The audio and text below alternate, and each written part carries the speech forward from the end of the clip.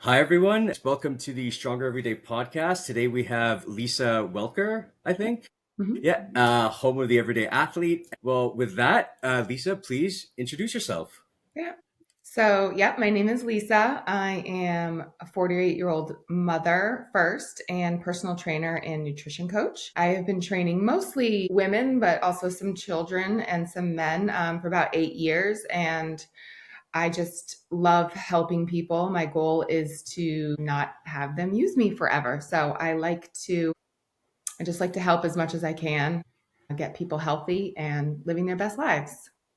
Okay, that's Yeah. amazing. So yeah, we're gonna dive right in because a lot of this will tie into your story and everything, and like everything about what we're talking about. But so just to start off quickly, though, you had a career pivot to wellness, right? Like from what I've researched and stuff, you originally started out as an entrepreneur in like the boutique slash fashion world, and like what led from that to health and fitness? Like what was that switch like? Was there like a personal experience that kind of that like yeah, like the aha moment, so to speak, or like what was it that started that passion with you?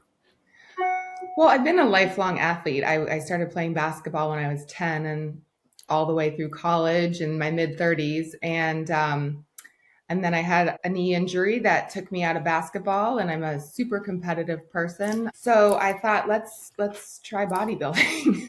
Yeah.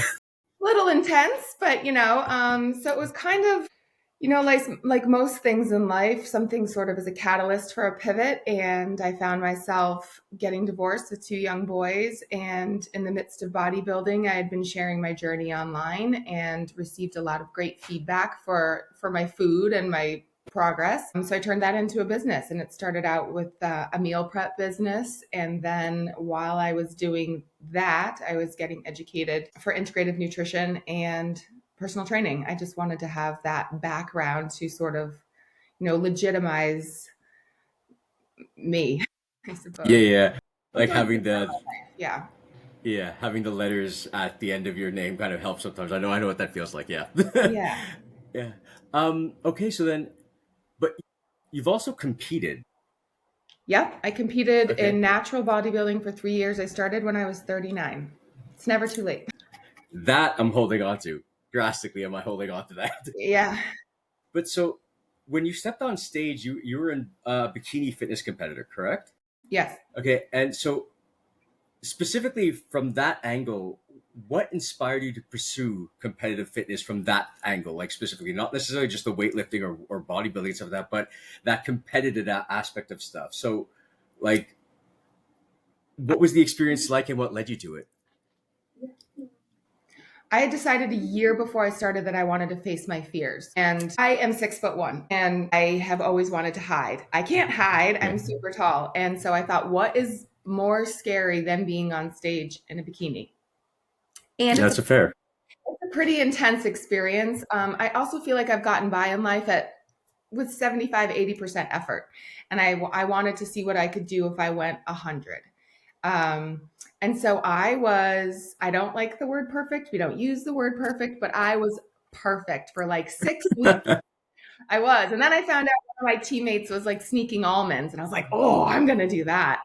Um, it gave me a lot, even some negative things that happened.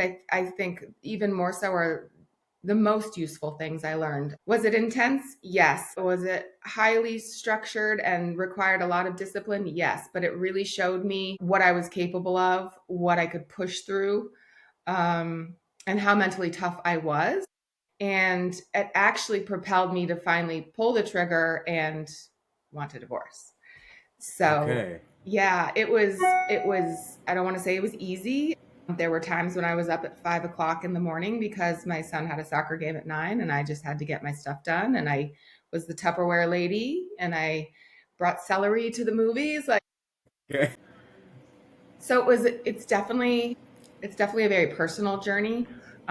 On the other side of that, it's a very subjective competition. So it's who's showing up that day, and you're measured against other people's bodies, which for me and who I am as a person, yuck. That is not what I preach to people at all. So, Yeah. there were a lot of takeaways for me personally. And even since I quit, I'm no longer that rigid person, but I'm glad that I had that experience to get me to be able to do what I do now, which is Okay. preaching balance. You Yeah. don't just have to eat chicken and broccoli and rice to be at your goal weight. Yeah. Question, and this is actually just something that came to mind as you were just talking about your experience on stage, right? Is like being on stage, as you said, it's comparing bodies to bodies, right? It's like the ultimate kind of display of shallowness in one degree or another, right? But at the same time, just listening to you talk about it, listening to you be able to kind of break it down and analyze it, like you must have taken away something, especially with how it kind of propelled you forward afterwards. Like, what was it through that entire experience, taken away from the physicality of it? What did that do for you inside? I have a goofy story I tell people that I knew how strong I was. So one of my favorite things to eat is pigs in a blanket. Nice. I Awesome. love They do that. taste awesome. I Yeah. love that. And I was like, I started my prep. It was 22 weeks. 22 weeks, I dropped 30 pounds and half of my body fat. And it was before Thanksgiving, so in November. So I went to a Christmas party and they had pigs in a blanket. And it's silly, but I didn't have one and I really wanted one. And I would tell someone now, go eat your pigs in a blanket. But I said I didn't. And I was so proud of myself. And it showed me that it's silly, but one choice at a time, one thing at a time can get you to your goal. So it just showed me I had struggled with insecurity a lot as a kid, that I am capable of far more than I thought I was. And I do that all day long with my clients. I push them in the gym with weights. I don't think I've had one client who hasn't cried during a session, and it's emotional, it's not Yeah. physical. Yeah. I think sometimes we need to push ourselves to realize what we can really do, and expect more than we've given ourselves credit for. For But sure. yeah, being on stage, I used to have nightmares during competitions season that I was not fit enough on stage, and Lord help me if that was my particular motivation, is don't embarrass Yeah. yourself.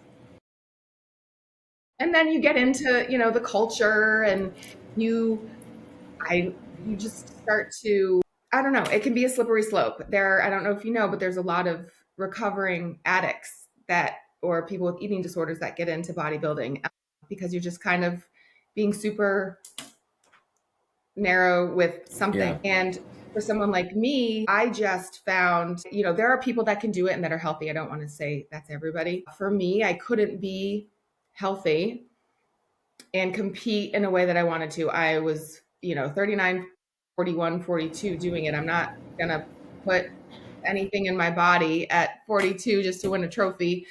I just am built in a way that isn't small, and I was never going to have that small waist. And for me, that was important to know, this isn't about what you look like in the real world. Yeah. The body dysmorphia is real. You're comparing you can think you look phenomenal, and then you get to show day and someone's smaller, and it messes with your head. Coming out of it, yes. Did I learn how to deadlift properly? Absolutely. Do I know how to drop weight properly? Yes, I do. Is it a way to live? No. So that's really helpful in my coaching business, because mostly I'm dispelling myths that people are seeing online mostly, and Yeah. telling them, like, look, you can have a good life and have fun and have a balanced life and lose weight, or meet whatever goal you're trying to achieve. For sure. And like I love that because I do have a lot of friends who are in the competitive bodybuilding and bikini space, right? And truth be told, a lot of them do take, like PEDs, all that kind of stuff also, right? And that on top of just like the modern day version of torture you have to put yourself through to get first stage ready, but then on top of that, taking all the extra steps if you are going to take PEDs, like people, especially these days where you see a lot of children taking it younger and younger, even before they've hit puberty, really, which is astounding to me, like given the amount of stuff it can do to your body. It's a message that people need to hear. And it's something that I'm preaching with the everyday athlete or with fitness beast athletics, right? One of my best friends, he's peeled almost year round, right? Like almost he walks around pretty much close to stage prep ready, right? But when I ask him, when I talk to him about these things, he tells me all the time, he's like, Dave, no, I might look phenomenal, but I like my blood is not the best. I have hormonal issues. Like there's a whole bunch of stuff. And then that's not taking into account when you do take those PEDs and stuff like that, how it can actively affect your emotions real time as you're taking them before you get to those extreme levels, right? And I think that's getting lost in translation a little bit. And anyway, I didn't want to focus mainly Yeah. on this stage No, stuff, but but it's yeah, real because it kind of goes to this. I just feel like we're a culture that's social media rules everything and it's manipulated. And I have a post somewhere on my account. It's when I was 145 pounds. And that might seem like a lot to some people, but I'm six that's foot six one. one. Yeah, And that's I was like 14% body fat. And my caption is to TBT, the sickest body I ever had. Sick as in, yeah, like I looked great, but look at my face. Look yeah. how tired and sad and pissed off I look. And it was my sickest body. I know we're not allowed to say this, but I'm convinced I have an autoimmune disease and I'm convinced I gave it to myself. It was a year that I was not sleeping enough. I was at between 9 and 1200 calories for like 9 months. Oh Jesus. Yep. I had no micronutrition. What's that? I was eating like 9 to 12 things and that's it. No fruit, no color. And I didn't understand what I was eating or why I was eating it. I was just told to eat it. And so all of those things, they say, what do they say? They say genetics loads the gun and your lifestyle pulls the trigger. And so Yeah. I was ripe with anxiety. I was getting a divorce. I was out. I was having a good time, like not drinking, but just not taking care of myself. And boom, I got hit with rheumatoid arthritis and I was 40. And my Wow. identity is based on being strong and being active. Like I'm the one who empties the car. I'm the one who carries the things. And I was like, oh my God, what am I going to do?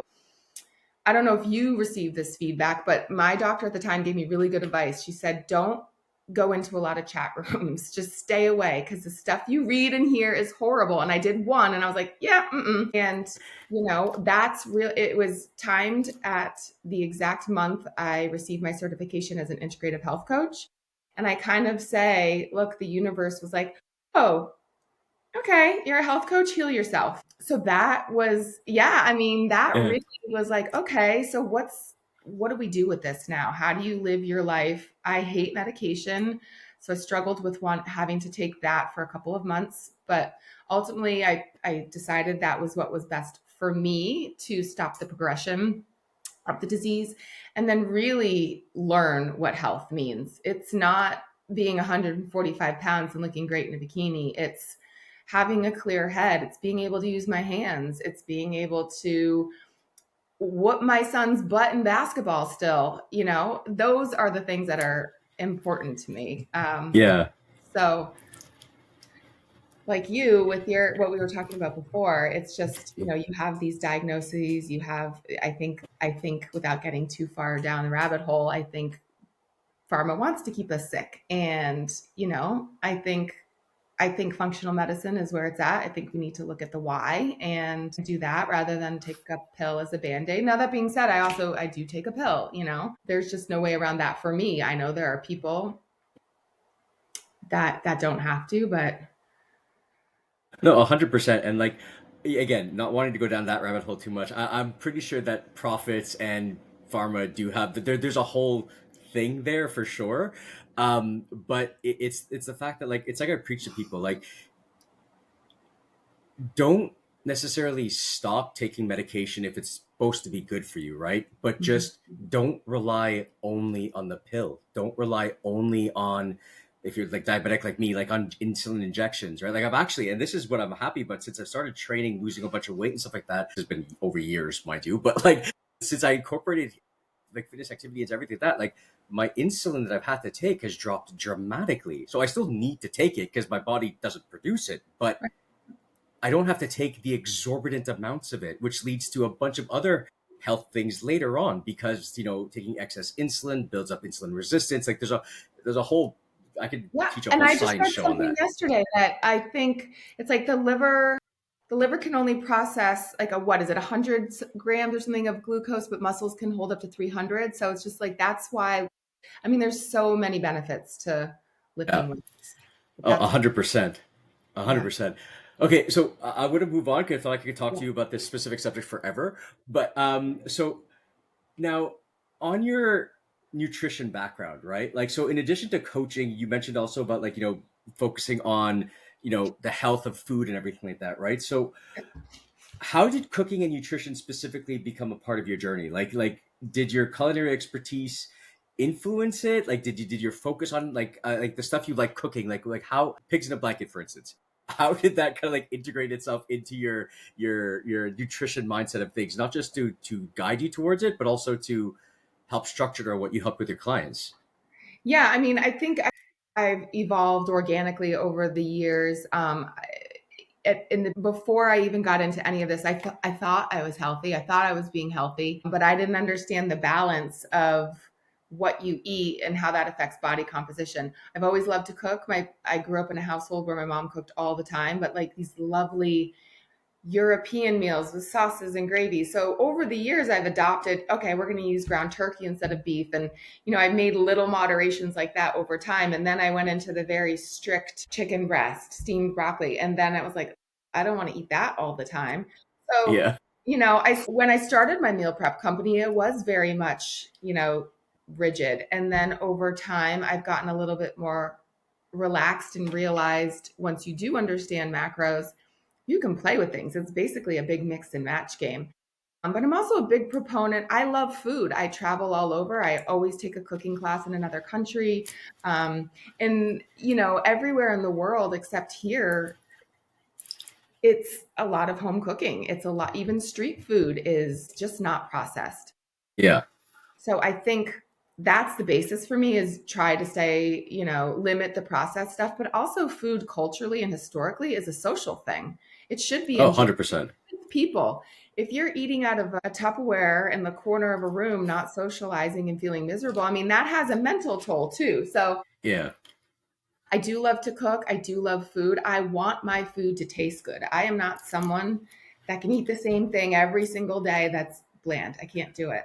So I think that coupled with me being a mom and coaching other people in similar positions, I'm able to give little hacks, little tips. Time is precious and valuable. And I have kids. So it's like, Yeah. my kid won't eat protein. I'm like, no kids really want to eat protein when they're little. They just don't. So we have to sneak it and we have to trick them and it'll change and take someone about 6 times to taste something before their taste buds grow to like it. So I love food is the bottom line. Oh, that's awesome. It's awesome to hear because as being a formerly obese individual, I can totally relate to loving food. But yes, it's and the thing is, you mentioned it is social, it is emotional, like it is. There are so many things in society that are tied to food that even just to kind of lose weight, so to speak, to get into quote unquote healthy lifestyle, right?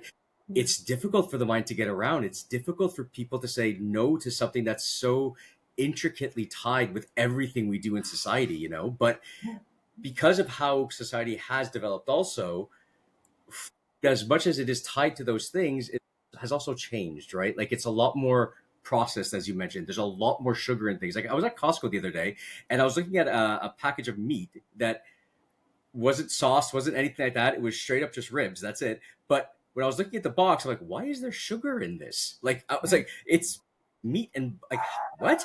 Like it made no sense to me. And yet you look at the ingredients, I'm like, okay, they did add things into it. And not to kind of tip my hat off to capitalism or anything like that, but I can understand the cold reasoning as to why they did these things in order to get people hooked, exactly, to get people to want to buy it and sell more and stuff like that, which is great for their bottom line, whatever. But that's expressly not looking out for health. Yeah. No, it doesn't really crack me up, but I'm kind of like, if you see like a keto snack in a bag, that's a joke. That's a marketing ploy. This is Hmm. what keto means. So go eat that. You Yeah. try to eat foods that don't have labels. Yeah. 100%. Dead on with that. But Um, I'm someone that loves ice cream. I like chicken nuggets. I like Tostitos queso. I like all of that stuff. I grew up on bologna and Wonder Bread and Coca Cola. Um, yeah. and I'm, genetically, yes, I'm tall and I'm thin, but I didn't have a lot of muscle tone. I had no idea how to eat. We didn't, I'm 48. So we didn't have all of this discussion and information out there. You just you were a kid and you ate and you went on your merry way. It wasn't really Hmm. until high school where I saw girls with eating disorders and things like that. And I was like, what's that about? As an athlete, so I think I just cared more about that rather than the other stuff, but it catches up. And I know that especially now with I'm more concerned for the kids than the adults per se, but there's just so much comparison online with, well, what are they eating and how are they doing that? And I want to look like her, to like plastic Yeah. surgery and the pictures. And I really just try to have people think of everything in a healthy way. And that really is the mind, the body, and the soul. Like Yeah. if you feel, Okay. yeah. Yeah. I was gonna say, like, I'm not gonna get into the whole plastic surgery thing of things. That's a that explosion has gone absolutely insane, I think.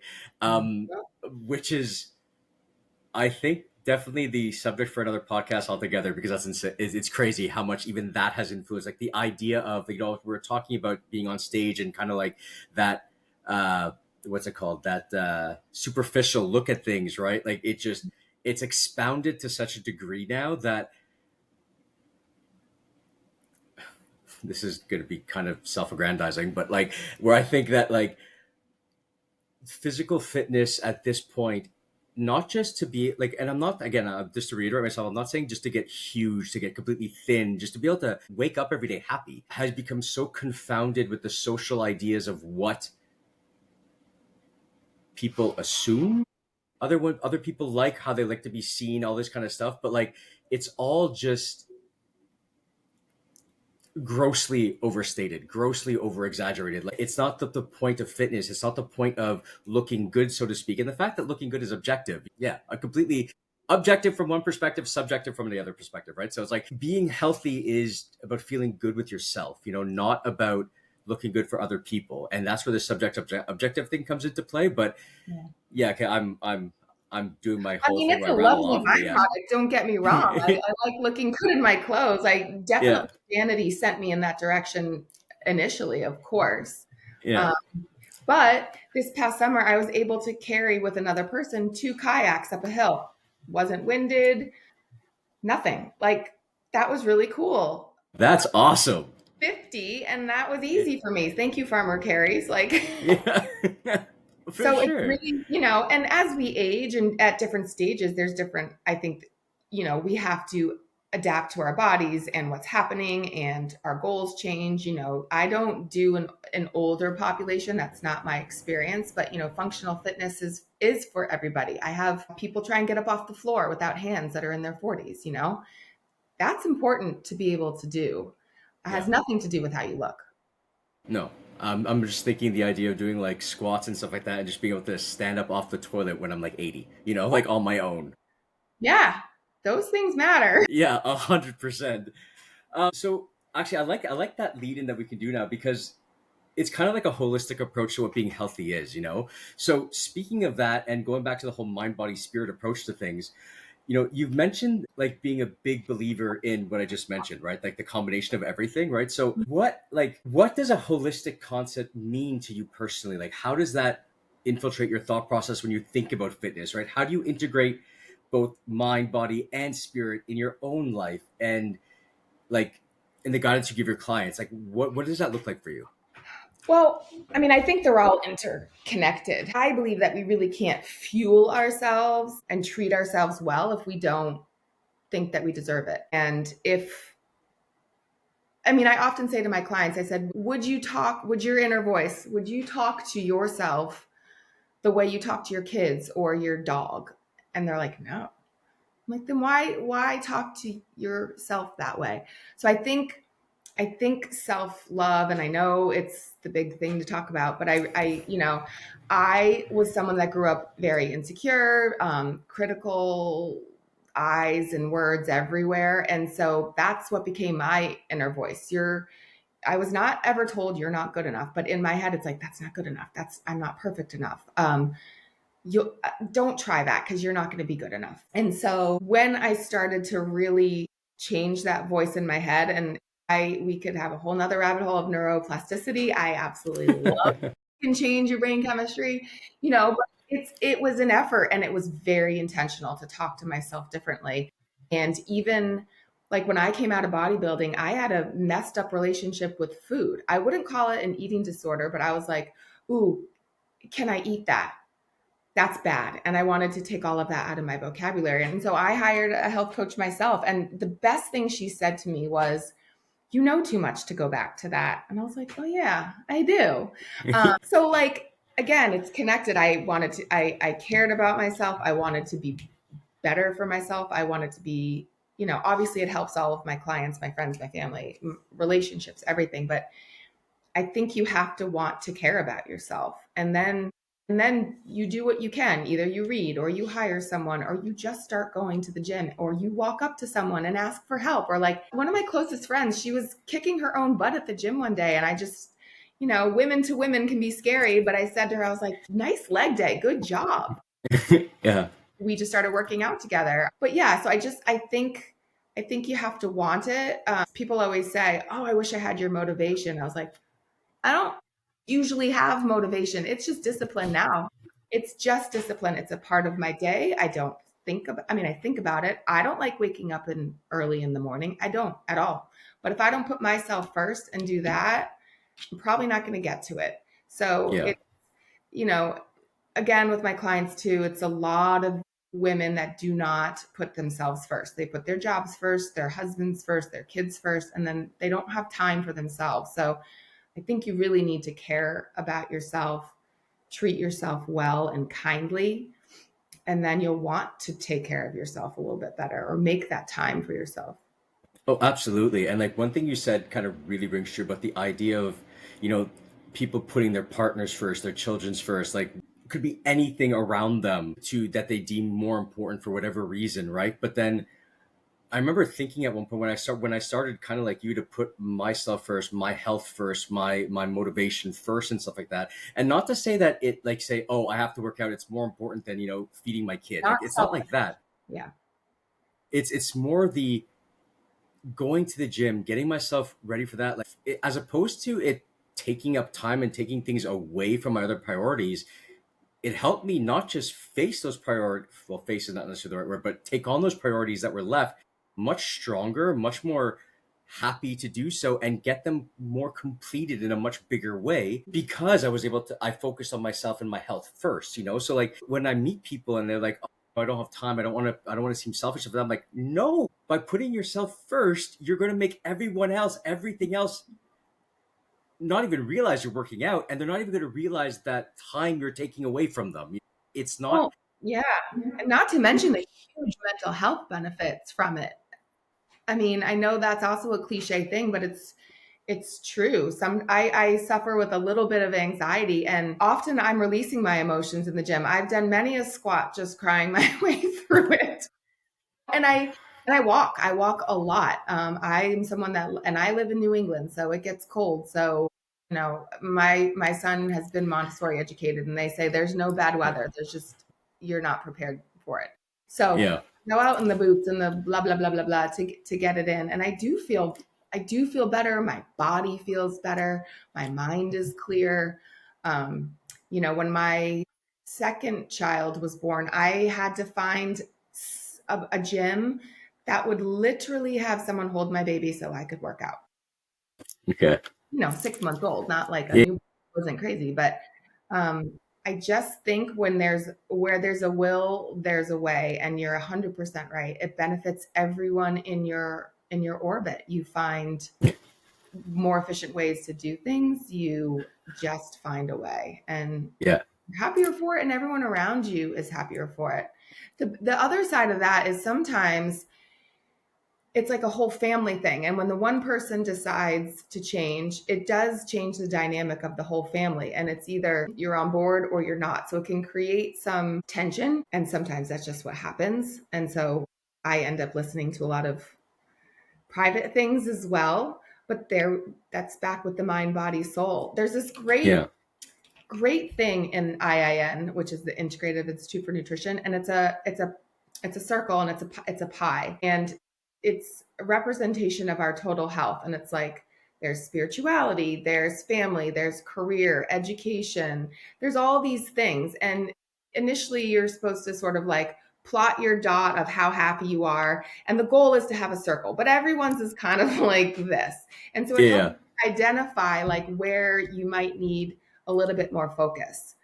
Um, and I had a client who really struggled in the beginning without going into specifics. And then one day she was like, "Oh, I started Bible class. Now, I'm not religious. We never talked about religion, but I was like, oh my God, this is the coolest thing. You have no idea how cool this is for you. Like you have just started, some people take longer than others. It's like 2 years Yeah. in. I was like, this is great for her. So the trickle down effect is huge. That's amazing. And you're right. Like it's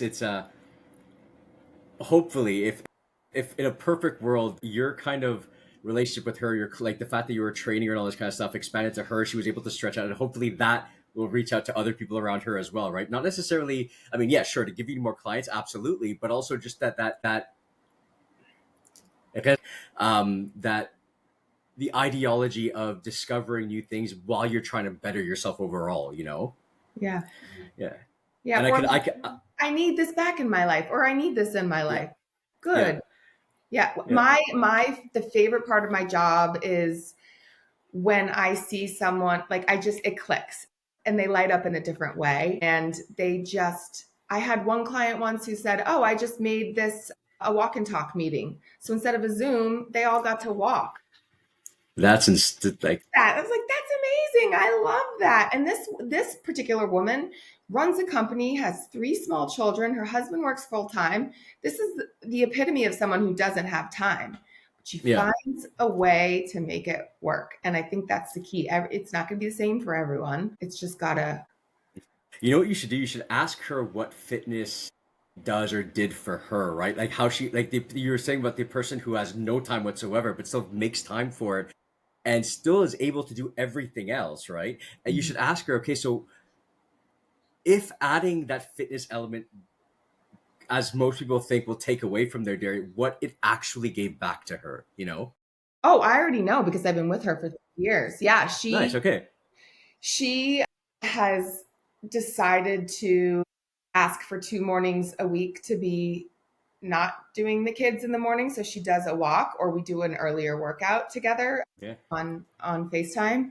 She schedules time for herself now. She'll block out her calendar and it might be a massage, it might be nails, it might be coffee with a friend, but it's her time. It's not Yeah. going to get stuff at Target for the kids or no, I tell everybody find it. I don't care if it's 5 minutes sitting in the bathtub with your clothes on, locked door. Just take Yeah. take that time, And so for her, it's enabled her to realize some of her tendencies and patterns, and creating some of the situations maybe that she put herself in, and sort of pulling back a little and putting herself a little bit more forward. And she's just everyone's happier for it. Like you said, you know, Yeah.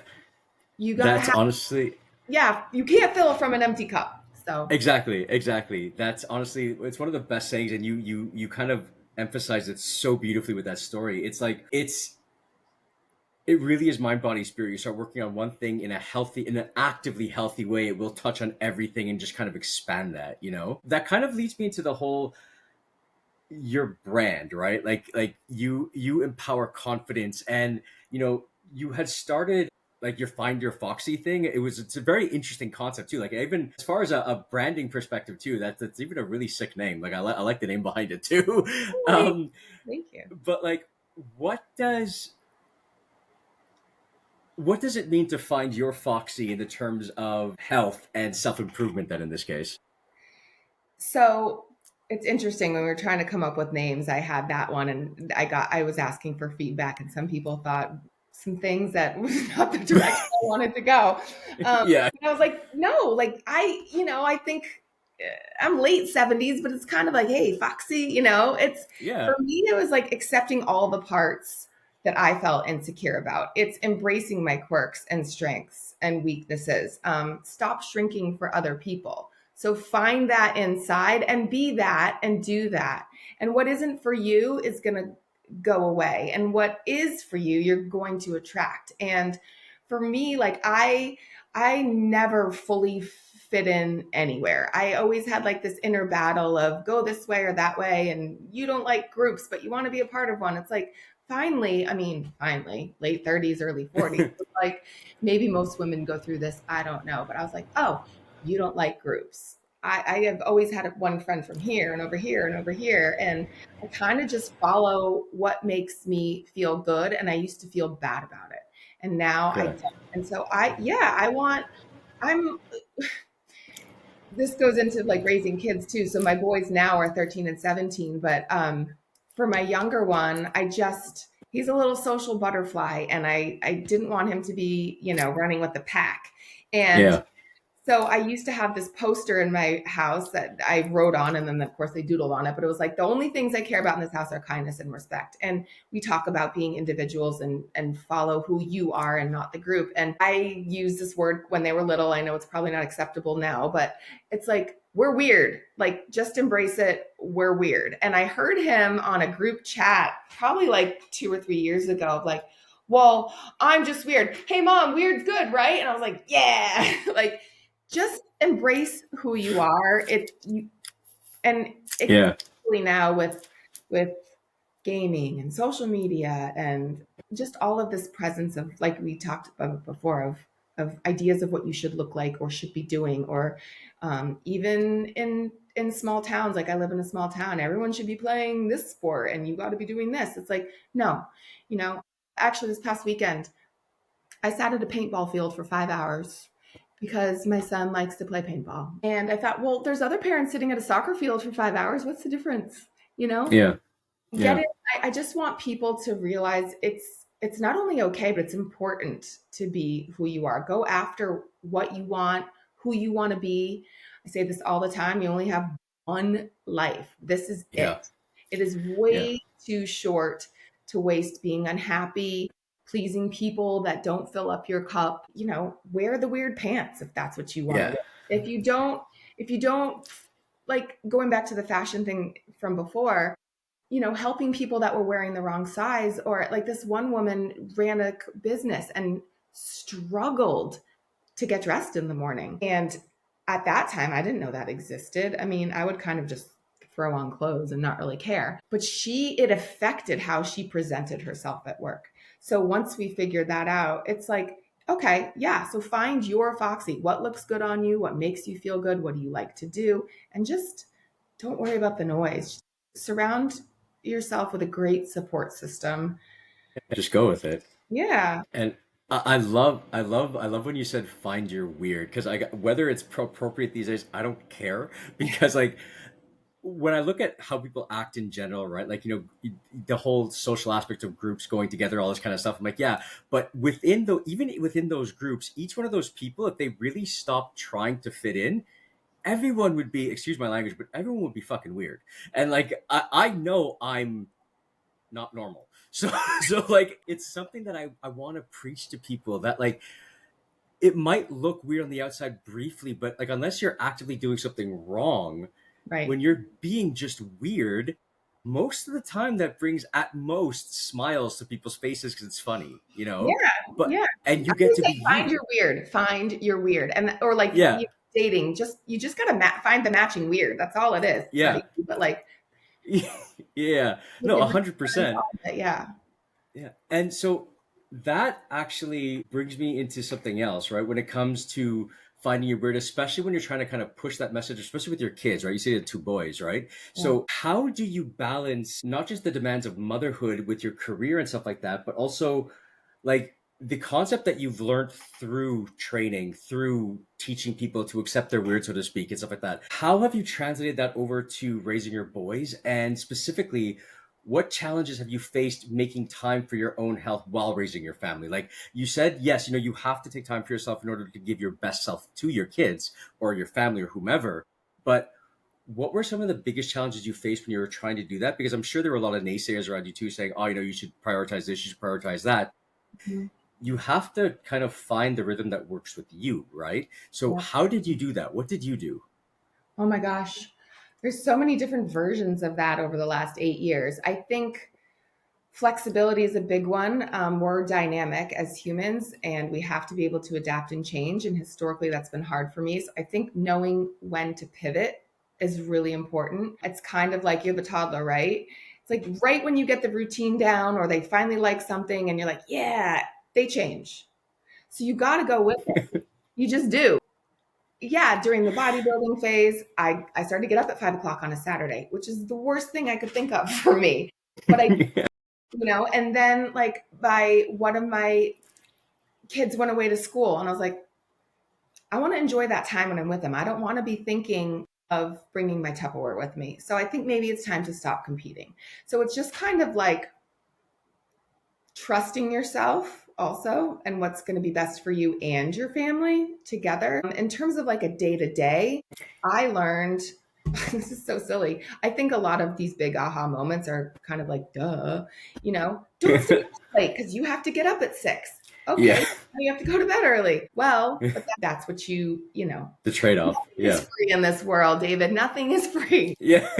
Yeah, and so like, and then I work for myself. So I just schedule most of my clients are moms. So I schedule my mornings heavy. And so that I am done and can go to games after 3 o'clock on the weeks that I have my kids. So I'm lucky that I can be flexible like that. But I've also had to not think so narrow mindedly either. I knew when I got divorced that I did not want to go do a 9 to 5 and hire a sitter. I did a couple of things all at once so I could bust my butt and stay home. Um, I think I think for moms it's pretty easy. No offense, dads, some dads, to dig deep and you figure that out because that's Yeah. what's important. And being a mom is my most important job. And when my older son was in kindergarten, they asked on the sheet, like, what's your mom's job? At the time, I was a stay at home mom, and he wrote to protect me. And Aw. I know, I was like, oh, you listen to me. But, like my days are active. I'm lucky that I have a studio downstairs, so I can just roll on down there. So that helps with me getting my stuff in. There are some clients that a lot of my clients are virtual, so I will get my steps in and walk while I'm training them. So that's like a 2 for 1. I just think you find ways to make it fit. My kids, full disclosure, don't want me teaching them how to lift.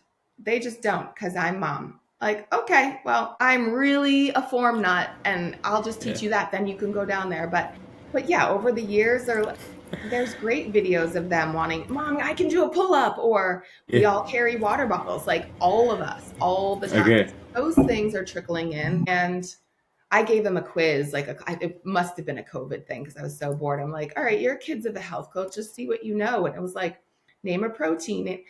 They flunked. They flunked on like, what's a vegetable? I was like, this is terrible.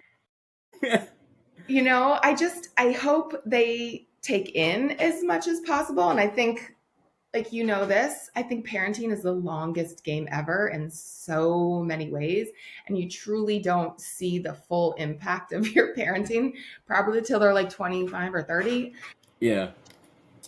So I think it's about adapting. It's about figuring out what works for your family. Like I did my steps in an empty field on Saturday while he was Okay. paintballing. So I Yeah. don't have to sit there for 5 hours. Like you just find ways that work for you. And you got to That's want it. amazing. You got to want it. That's the thing that I think a lot of people lack is like, yes, there's the want of, okay, yeah, I want to be in perfect shape, so to speak, right? Like Yeah. the socialized concept of what it is to be healthy, right? But like you have to get yourself into a mindset of it's not just wanting the end result, right? You have to Right. want the process also. And that's big because when you get into that kind of mindset, you can propel yourself forward through everything after that. Like it's easy to kind of go, okay, if I need to get that, I need to want to do this. I know it sounds like I'm talking and just kind of like, No, it doesn't. I think that's increasingly more difficult because there are so many things out there that tell you you don't have to go through a process. And the yeah. process is the part that gets you there permanently. We can all Hmm. drink juice for a week. Oh, I lost 10 pounds. That's awesome. What happened the week after? Oh, I gained it back. Oh, I wonder why. Yeah. Because that's not sustainable. Like, I want you to learn how to eat, mostly is that health coaching part. I want you to Yeah. learn how to eat so you don't have to think about how to eat. Exactly. train as hard as you want, and if you want the pig in a blanket, go for it. Exactly. Yeah. Okay, so then what this I think ties more back into your, I guess, it's a little bit of mix of everything, right? In the sense of overcoming personal challenges and stuff like that, right? So you've been open about the things you've navigated through your life when it comes to incorporating fitness into your lifestyle, into dealing with the divorce, your kids, everything. What, for example, like you mentioned, going through a divorce again, as a single mother, have you had facing personal challenges? Like, how does it impact your outlook? I can't imagine going through any of that being easy in any way, shape, or form. But how does that impact your outlook on health, self-care, what you need to do to put yourself first? And would you say that your fitness and mind body practices helped you actually sustainably get through it?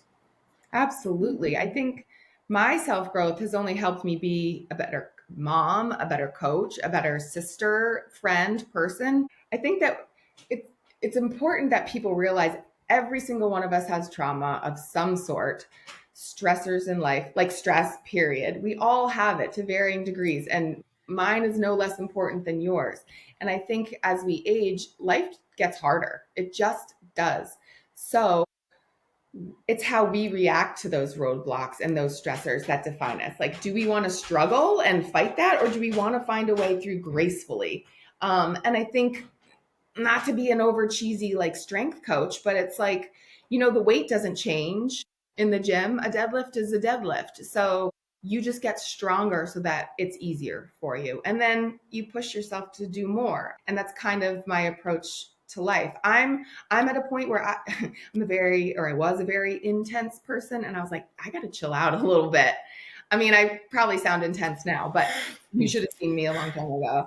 But it's like, no, I need to learn how to calm down and chill. And I am not someone that can meditate. I can make it through like 3 breaths to activate my parasympathetic system. And that's about all I can do. But I think that and like great friends and a support system is a must. I really leaned on some friends. I learned how to be a better friend over the last 8 years. We can't do it alone. I think it helps to talk to people. It helps to cry on someone's shoulder. My mental health is greatly impacted by my ability to move and be strong. So that's not going to be the same for everybody, but for me, it's really important. So I think just navigating all of those things, I'm definitely the type of person that knows I can power through, but I've done that in survival mode. So it's more about how can I be happy? I always say life was much easier when I was married, and it's much harder now, but it's much better. It's so cliche, but it is. It's more rewarding. I'm sort of in charge of my own happiness. And I think we all are. I think people wait, like, oh, when I get that promotion, or when I get that new house, or when my kid XYZ, but it's there if you look for it. No, but Yeah. that's awesome. And like I'm the a fact cheesy that girl, you're but I believe it all. no, again, like you're living proof of the outcome, right? Of going through it, of putting not just those boundaries up, but putting kind of yourself in that perspective where you have to do these certain things to get what you want, all these kind of things, and to kind of really focus on who you are and what you want, right? And need that, you're showing, yes, you've gone through hell and back from what you've described, and you're still doing amazing at this point. You know what I mean? Yeah, I mean, I think I'm better. I definitely made a decision to want to be my best self. And I've gone through a lot of therapy in life, a lot of different therapists. And I remember one of them said at one point, well, you open the door, you can't go back. It's such a double edged sword. It's like, I can't unknow that that's not healthy. Gosh darn it. Yeah. It takes a, who it was it a Glennon Doyle book? I love her stuff. It's like, who were you before the world told you who you were? And for Yeah. me, it's like 4-year-old me. I was skin knees, barefoot, digging holes, bringing frogs home, climbing trees. Like that's Pippi Longstocking. Amazing. That was me, and that didn't fit where I was raised or with my family. And so I thank God that I never let go of her, because it was an internal battle my whole life of like, oh, I should present this way. Like I have a full sleeve tattoo. That's not okay in my world. But that's who I am. I would love a picture of that. That looks amazing. Thanks. I Oh, have that. I cool. have a big one on my back too. Yeah, I don't know how many I have, but like, and I didn't get one until I was 39. Oh, that's a lie. No, no, no. I am a 90s child. I have a tramp stamp. Yeah, can't get rid of that. Is well, I mean, technically you could now. Well, it's Do you fine. want to? Yeah. But I don't want to. Like I try to live without regrets and that's what I wanted at that time and that's representative of, no matter how terrible it is. I It's not just though. It yeah, plays into so the I fact that wanted you to be better. said, I wanted to unlearn some really unhealthy patterns. I wanted to learn why I was making certain choices in my relationships and I didn't want to do that. And it took a really long time, but it took a lot of determination to get there and tears and journaling and like all the things that I felt that I needed to do. And I definitely believe I'm a lifelong learner. You're never there. I just try to show up every day being a little bit better, a little bit kinder. And yeah, that's the way I want to live. there's an actual quote I think you'll love. It's because I studied the classics when I was in university, so Socrates, Aristotle, all that kind of stuff. Yeah. And I'm pretty sure it's associated with either Plato or Socrates, but he said, being human, it's important to realize that it's impossible to be perfect. However, the closest we can come to perfection is constantly striving for it. Oh, I like that. I like it, Yeah, but I hate the word perfect. We don't use yeah. should in my vocabulary or perfect Okay, okay. because Well, who's to say?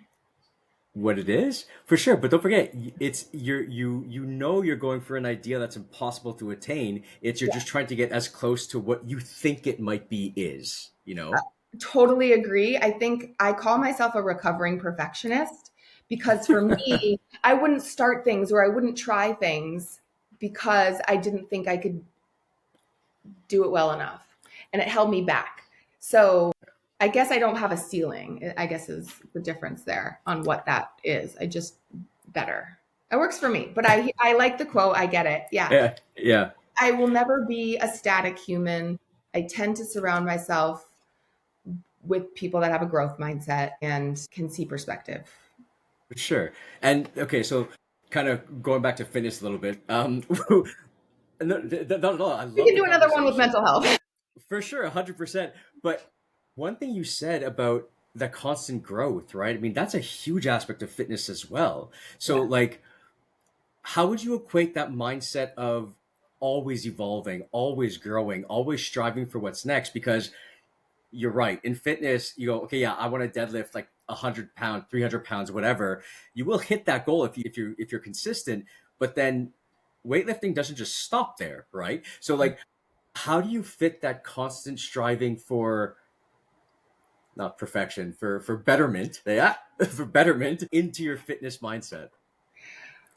Um, how do I do that? I think that's probably going to be a different answer for everyone. For me, it's just showing up.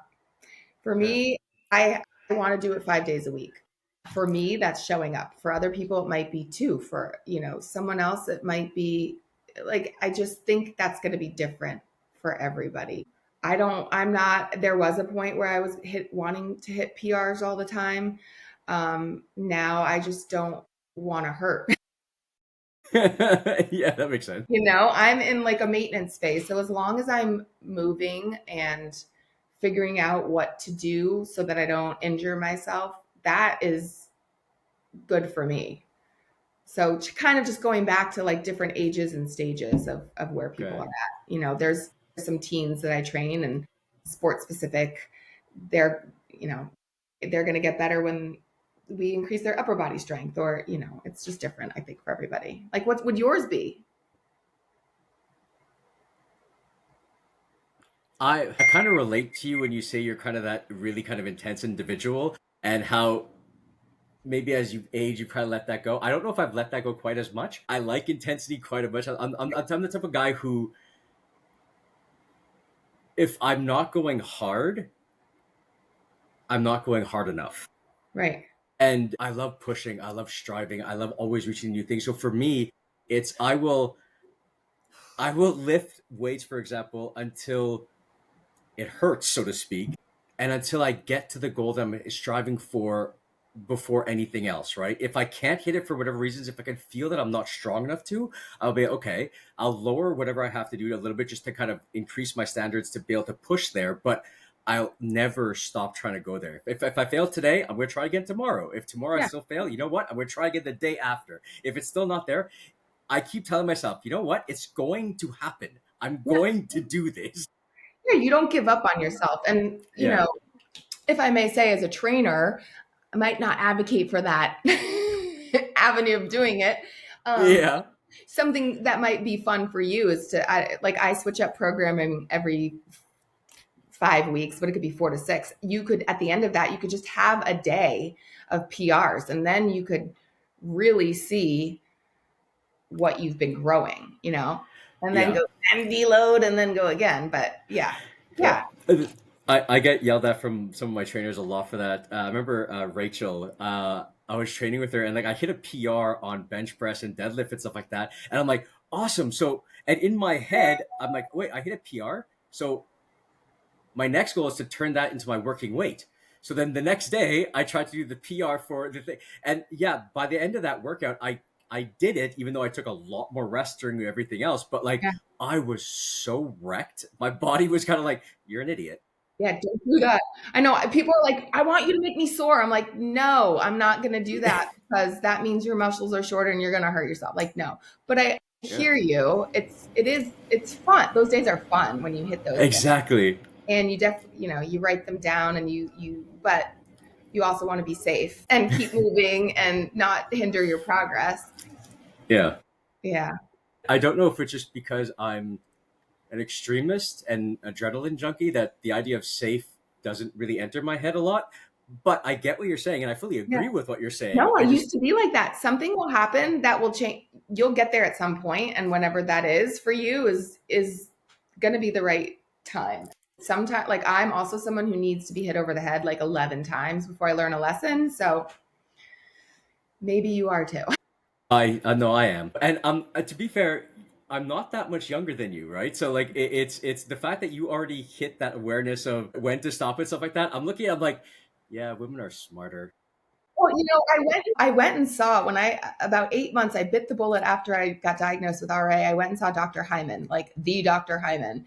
And I Okay. remember at the time, two recommendations. One was learn how to manage stress. I was like, no shit. Like, who doesn't need I know that, but I don't know how to do that. And then the other one was like, oh, your workouts are kind of intense. You should chill out a little. And I'm thinking, I'm only in there for an hour.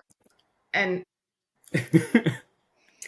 but now, like, I get it because I'm 7 years later, and I walk now. Like, I don't do intense cardio. I also hate cardio, so I would much rather like eat properly and get my 10,000 steps walking in nature than bust my butt with a hit workout. Like, no, thank you. Yeah. But I had to learn that myself. I had to learn what worked for me, and I think the most helpful thing has been listening to my body. And that was taught to me through my education and through my therapists. And really, it blows my mind that we don't pay attention in our 20s. You don't eat those burgers or burritos at lunch, and you're just foggy and sleepy in the afternoon at your desk. And you just think that's the way it is. But it's not. If you make Yeah. a Yeah. different choice and pay attention to how something feels, whether it's exercise or a romantic partner or a burger, you'll start to feel the signs and understand what's needed to fuel all of you. Oh, 100%. And like, listening to your body is like, the amount of times in my life that I have growing up anyway, I can probably count on one hand. The amount of times that I haven't, it's innumerable, right? And for people like us who are intense, no, you push through. You can do it. You can do it, and then your knee snaps, and then you can't. yeah, and like it's not just the physicality of it, because I remember even times I've hurt myself. Like I actually gave myself frozen shoulder for completely different reasons in both of them. So one of them was because of a over exercising. At the time I was training 9 times a week between calisthenics, heavy weights. I was doing martial arts, everything. I'm an extremist, like I said, right? So I was like, let's do everything, and I did. And then my body was like, Yeah. and my shoulder completely tanked out. And then I went to the other extreme, stopped everything. Like I went from doing everything to nothing because I was afraid of irritating my shoulder. And once this shoulder started actually getting better, about 6 months in, I got it from inactivity or the drastic change from hyperactivity to no activity in the other shoulder. And I was like, Yeah. Well, and you're taking, I know, I see a spine doctor every 5 weeks. He doesn't manipulate me. He just massages things out that are tight. And I just, it keeps me pliable. But yeah, he always says, like, the worst thing you can do when you're injured is to stop. So do a modification, do something, but just keep moving, which is great advice. Like, just do something. And especially if you were still, like, when people will do that, then you're developing a muscle imbalance and you're just, it's, or your body wants to heal itself. So it's going to do something. And then you're yeah, going to have to do that. And it's just like a mess. But yeah, even today, these days, it's hard when I have to suck it up and be like, you shouldn't work out today. yeah. Well, the Okay. endorphin rush is also extremely addicting, right? Yeah. But like to say about the imbalance, I'm right-handed. To this day, my left hand is still stronger because of the frozen shoulder. Oh, And yeah, I'm balancing it out. My right arm is catching up, but like yeah. it's weird being right-handed and then opening something and I'm not be able to open it, then have to use my left hand to open I'm it. like, It's kind of like, yeah, like tendonitis, but yeah, yeah, it's weird though, and yeah, it's all because of not listening to my body effectively. yeah. So start listening. Yeah, 100%. And it also ties into like the next section I'm going to get into here. It's like it's why health is absolutely necessary, right? Not just no matter what age you're at, no matter what you're doing in life and stuff like that. It's one of the most important things. So like on this podcast, I often emphasize that health and fitness aren't just hobbies. But they are absolutely necessities for well-being. And like if you could turn it into a hobby, do it. It's amazing. If you can't, walk around a field, like you mentioned. Find where you can do it at minimum. So like from your perspective, why do you think that staying fit and healthy is so critical for everyone's overall quality of life? Not just like the kind of run of the mill questions you can answer easily, but like the fundamental aspects that increases quality of life based on fitness, I guess nutrition also, but that kind of really convent like that you can impart to people and convey that urgency because we've kind of slid downhill a little bit as a society when it comes to health. So focus on like what can you tell people about the urgency of needing to incorporate that into their lives? Yeah. Well, I just want to say I don't try to advise people that aren't interested. Like I just don't. If they don't want to drink the Kool-Aid, at some point they'll realize that it's necessary and it's our most important guide to aging well. But if I really don't give advice to people that aren't asking for it. But I obviously think it's critical. I think, what you and I talked about with pharma and all these things, like I'll go to the doctor. Well, when you're 80, it's too late to start. Or when you're 70 and you're walking a little bit like this, or even my kids, they're like this with their devices, and I'm like, you're gonna have neck problems. Like, let's. Yeah. It's preventative. I think most importantly, besides aesthetics aside, strength aside, I think flexibility and mobility are universal. We all want to be able to get up off the floor, get out of bed, sit down and get up from the toilet, all of those things, walk up and down the stairs. I think it's just so hard for people to wrap their heads around that they've got to do it now to prevent all of this Yeah. stuff later. Because it's like my biggest gripe with Western medicine is like, well, does anyone in your family have heart disease? It's like, yeah, my mom has high cholesterol, my dad has had, but guess what? I don't live the same lifestyle. I think families tend to pick up on each other's habits, and that's what's. Hmm. I mean, I'm not with everything, obviously, like diabetes, For but sure. I think that once we take personal responsibility of our health and do what we can, a lot of those things later on in life can be avoided. Not everything, I have back pain. Like I get plantar fasciitis. Like but I can, like I said, I can carry those kayaks. I can still go off the rope swing into a lake. Like I Yeah. want to be able to live a life that is fun for me. I'm very Yeah. active. I have the brain of like a 10-year-old probably. I'm playful and fun. Like that's important to me to be able to move. And that's why my goals have shifted a little bit. My ego doesn't need to know that it can deadlift 200 pounds. It just doesn't. It needs to Yeah. know that I can walk my dog and not have him rip my arm off because he sees a squirrel. Yeah. That yes. I've had it. I try to make it relatable for people. Oh, This for is why sure. you need this. Yeah. And it's good because it's relatable, right? And like it's when it comes to fitness in general, like this whole portrayal of the extremes, the bodybuilders, the bikini competitions, all this kind of stuff, even like CrossFit or anything, any of these, like Yeah. any of those perspectives and stuff like that, like it's the only thing that's shown, generally speaking, are the epitomes in those fields, right? But people conflate that. First off, not everyone can get to those epitome levels, right? Because the genetics are involved, the right society, like the right kind of environment, rather, not society, the right environment is wrapped around you Mindset. to in order to mindset. But the aspect of just being healthy, just being fit, not to take away from all those extreme sports and stuff like that, but just like it's the idea to just be at ease within yourself, because like to have that balance between the physical and the mental, the emotional, everything like that, it's no wonder why I push fitness for even people who have emotional troubles, if they're angry, if this or that, because like the amount of times I've bench pressed, I've squatted, I've deadlift my anger away, Mm. my sadness away, just because I walked away and I'm like, there's like a huge amount of relief going, wow, I pushed a lot of weight. Like that was, and just the endorphins and the release of all the tension, like it's indescribable, it's It's my empowering, favorite word. right? Like you Yeah. make it through. It's important to realize that emotions aren't permanent. You flow in and out of them. And if you can work through that, what else can you do? Yeah, yeah. It's one of my favorite words. It's ineffable. It's Yeah. indescribable by words. Yeah. And it leaves you with that feeling, especially once you attain them, right? Um, okay, here's a good question, actually. Uh, Especially in regard of what we're talking about right now, as a health coach, right? So not necessarily in the gym, but like overall structure of what you do. I know you practice what you preach. You've discussed it at length at this point, but what does your own self care and wellness routine look like on a daily basis or a weekly basis? Like, I'm not talking about necessarily only the fitness or only like specific aspects of it, but what do you do from that holistic approach to bring yourself to, this is going to sound like not the right word, but completion. That's yucky. That's not the right word I wanted to use, but like, Really? yeah, Yeah. thank you.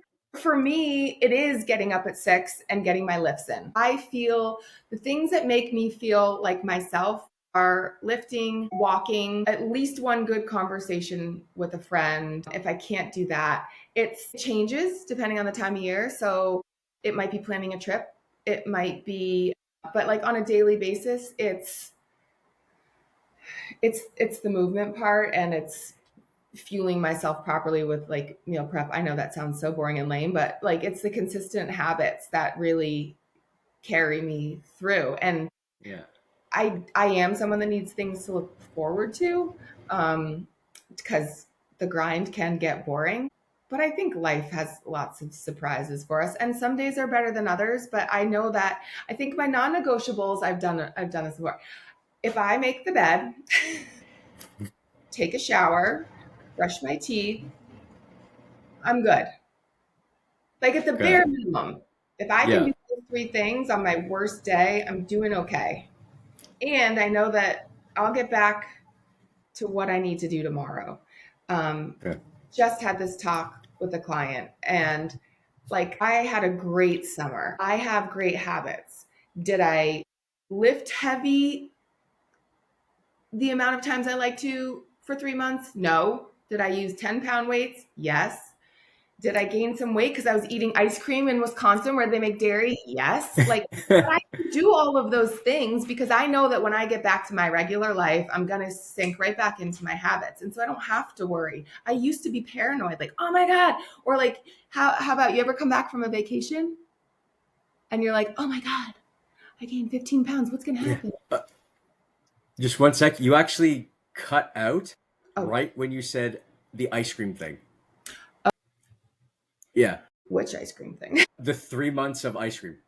Yeah, I Yeah. mean, I can do that because I know when I get home, I'm going to get back into my habits. And I know that I don't eat ice cream every day. I don't even Yeah. really like it that much. But, if I'm out and I'm traveling and I want that, then yeah. And if I'm going out to dinner a lot, then I'll just make better choices. If I'm going to a place I love, I'm getting my salt and pepper shrimp. Nice. Or I think daily choices are a balance and life on the whole is a balance.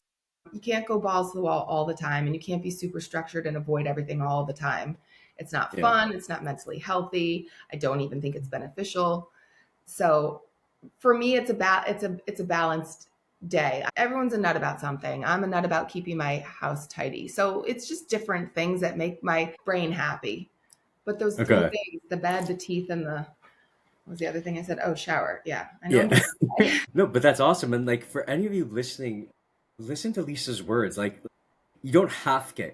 I'm not gonna say don't shower every day, but like that doesn't have to be part of your magic three. But do yeah. what's good for you. You know. Yeah. Yeah, and that's the thing. People need to really find out what are the daily aspects of a routine that they absolutely need to do every day, right? Like, yes, Mhm. your routines can change because schedules are different, jobs are different, all this kind of stuff. But like in everyone's life, there are things you can anchor yourself to repeat every single day. And as you said, like the more you get into that habit of doing something, it's sustainable, you can repeat it across Mhm. your entire life to create consistency everywhere. I mean, I like surprises. I like breaking things as far as routines goes. Yes, I have a couple of things I do all the time Yeah. that I can fit into that craziness that I live my life through, but it's something that I don't think I would be able to enjoy my extremism or my adrenaline aspect that I love because I'm a huge adrenaline junkie too. If I didn't have some of those basic daily, just kind of like boring, for lack of a better term, routines, you know? Yeah. And then that's why it goes back to self love because it's like you want to have a good day. You want to be happy. You want to do those things that make you feel good. And if you don't care about yourself, you're not even going to think about that. And Exactly. there's days where it's like, okay, I'm go go go. You're a go go go person. I'm not going to make plans on Friday night. I'm going to sit on my butt and I'm going to watch really bad reality TV on Netflix. I might even go to bed after 10 o'clock, and that's okay because I can sleep in on Saturday. I mean, Yeah. it's not rocket science. It's just figuring out who you are, what you like, what lights you up, what drains you, and then just get more of this and push out what isn't working for you. Yeah. Well, that's it. And you take the good things that allow you to go into the things you really want happier, for lack of a better term, you know? Yeah. Okay, we're over time a little bit, but I do want to touch on a couple more questions and I don't want to waste your time. So I know you're very, very busy. So I'm going to skip ahead to just, well, the last two questions effectively. So for you, you know, you've been a fitness competitor, you're a health coach, you help train people, you, for lack of a better term, you help people reinvent their lives for the better. Um, what are your upcoming goals and projects? What do you see projected for yourself that you're striving for? Oh, I saw that question. I was like, I don't really have any in terms of tangible, attainable, which is new for me in the last few years. For me, it's about maintaining that balance Okay. because I have been a person my whole life of what's next? What's next? What can I do now? What's more intense? Like when I couldn't play basketball anymore, I started playing tennis and joined a team. And then that was too much drama for a middle aged woman. And so then I was like, oh, bodybuilding, what's more extreme than that? Like nothing. And then I was like, okay, what are we doing here? Like, what do you actually want out of life? So for me, it's just maintaining that balance. I do want to grow my client base a little bit. I love helping people. I give away so much information that I shouldn't because I should be paid for it. But ultimately, I really just do want to help people feel better about themselves, make better choices for themselves. So, grow my client base a little bit, but I'm pretty happy. Okay. Yeah. That's amazing actually. Hopefully, I'm Yeah. hoping I can expand my reach and start using a lot more paid ads so that more people will see this and more people will hot take you on because Yeah. you said I you coach online too, right?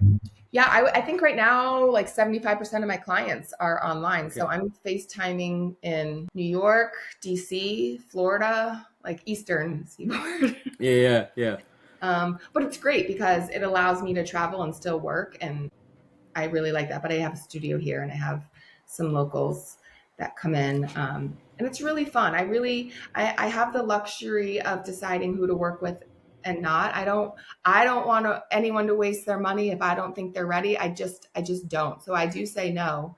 Because you've got to buy into showing up. And I don't mean just like knocking on the door. Like Yeah. we're going to work. So, You gotta put the sweat in. yeah. Yeah. Okay, and so lastly, in the spirit of helping you get new clients, stuff like that, sell yourself. Where could people reach out? Where could people reach out to you? Where can they connect with you? All that stuff. And for anyone watching, all her information I'm going to include in the caption below. So we're going to keep you on a little bit after I stop recording, but just so I can take the information down. And all the info will be below. So don't forget, everyone. Before Lisa says the final words, like, follow, subscribe, all that jazz. All the information is gonna be below. And if you want to get trained by Lisa, if you want to see her stuff on Instagram, on anything like that, it'll all be linked below. And right now, the floor is yours, Lisa. Thank you. Well, ironically, I just stopped paying for my website because all my business is referrals. I said, why do I have to keep paying for that? So really, if you just DM me through my Instagram account, which is Fit Blonde Mom, I check that, and that's the easiest way to get in touch with me. As a single female, I try not to give out my last name with my email, but yeah, that's okay. It's okay. It's okay. So yeah, I would say Instagram is the best way, and then we'll go from there. And I'm also offering a 10% discount on the first package of 6 sessions if they mention the podcast that they saw Awesome. the podcast. Yeah, so that's That's it. outstanding. That'll Yeah. be below. And so again, I can't thank you enough, Lisa. This was an amazing interview. Thank you for taking part of Fitness Beast Athletics. And there's something else I want to talk to you about after we stop. But for now, I will message you directly after. And besides that, thank you again and have an awesome, awesome day. Thank you. You too. It was fun. Thanks. Bye.